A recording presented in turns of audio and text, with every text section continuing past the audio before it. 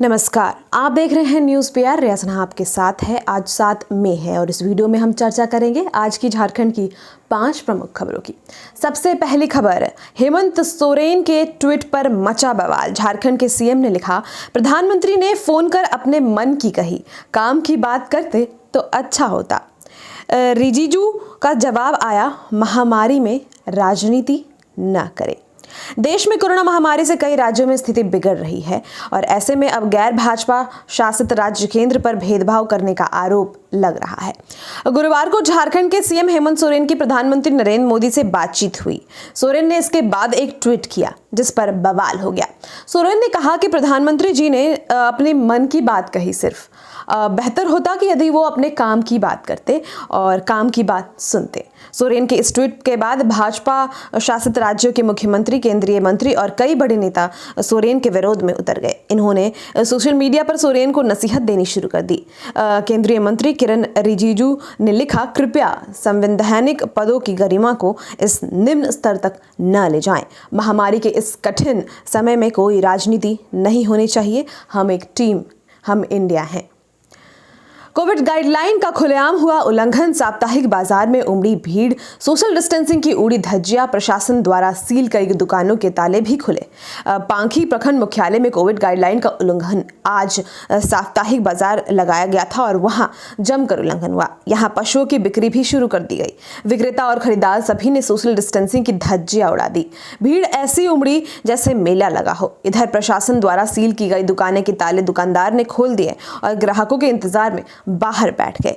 खास बात यह कि पुलिस प्रशासन द्वारा किसी पर कोई कार्यवाही भी नहीं की गई। बताते चले कि रोजाना ही बाकी ब्लॉक में भी प्रतिदिन दर्जनों कोरोना मरीज मिल रहे हैं, पर लोगों की ऐसी लापरवाही सभी पर भारी पड़ सकती है। शुक्रवार होने की वजह से साप्ताहिक बाजार लगा। सब्जी बाजार में लोग सोशल डिस्टेंसिंग का पालन करते बिल्कुल नहीं दिखाई दिए। अगली खबर, कोरोना काल में अनदेखी, संक्रमितों को क्वारंटीन करने के उपयोग में आता भवन वर्षों बीत जाने के बावजूद अभी तक नहीं खुला है यहाँ का ताला। जिले में बने कई भवन उद्घाटन किए बगैर ही जस के तस पड़े हुए हैं। इनमें से कई ऐसे भवन हैं जिसका आज तक ताला भी नहीं खुला और जर्जर हो गया है। इन्हें लाखों रुपए खर्च कर बनाया गया पाबिया में स्थित होम्योपैथिक औषधालय, जो विगत 6 साल से तैयार होकर बेकार पड़ा हुआ है। इसका उपयोग आज तक नहीं किया जा सका। वहीं बांकुटे पंचायत मंडप के पास कर्मचारी भवन करोड़ों रुपए की लागत में बनाया गया। निर्माण कार्य पूरा हुए साल भर हो गया, लेकिन अब तक उपयोग नहीं आया और मौजूदा हालात में स्वास्थ्य विभाग के लिए यह भवन काफी कारगर साबित हो सकता था, लेकिन इसका कोई भी इस्तेमाल नहीं किया गया। अगली खबर, झारखंड में जारी है कोरोना का कहर। 24 घंटे में 124 लोगों की मौत हुई है। 6,974 नए कोरोना पॉजिटिव मिले हैं। 5,740 मरीज स्वस्थ भी हुए हैं। थाने में जब्त ऑक्सीजन सिलेंडर के इस्तेमाल की तैयारी भी हो रही है। झारखंड में कोरोना का कहर जारी है। पिछले 24 घंटे में राज्य भर में 6,974 नए संक्रमित की पहचान हुई है। इस दौरान राज्य भर में कोरोना ने 133 लोगों की जान भी ली है। इनमें सर्वाधिक 42 मौतें रांची में हुई है। हालांकि 5,740 मरीज स्वस्थ भी हुए हैं। सबसे अधिक 1235 नए संक्रमित राजधानी रांची में ही मिले हैं। हालांकि यहाँ 1038 मरीजों ने कोरोना को मात भी दी है। नए पॉजिटिव मरीज मिलने में पूर्वी सिंहभूम दूसरे नंबर पर है। यहाँ 1010 संक्रमित मिले, जबकि 1007 लोग स्वस्थ होकर घर भी लौटे हैं। अगली खबर, राज्य के अंदर का सफर महंगा हो गया है। यात्री नहीं मिलने से 500 बस के पहिए थम गए हैं। रोजाना 2 करोड़ रुपए का नुकसान भी हो रहा है।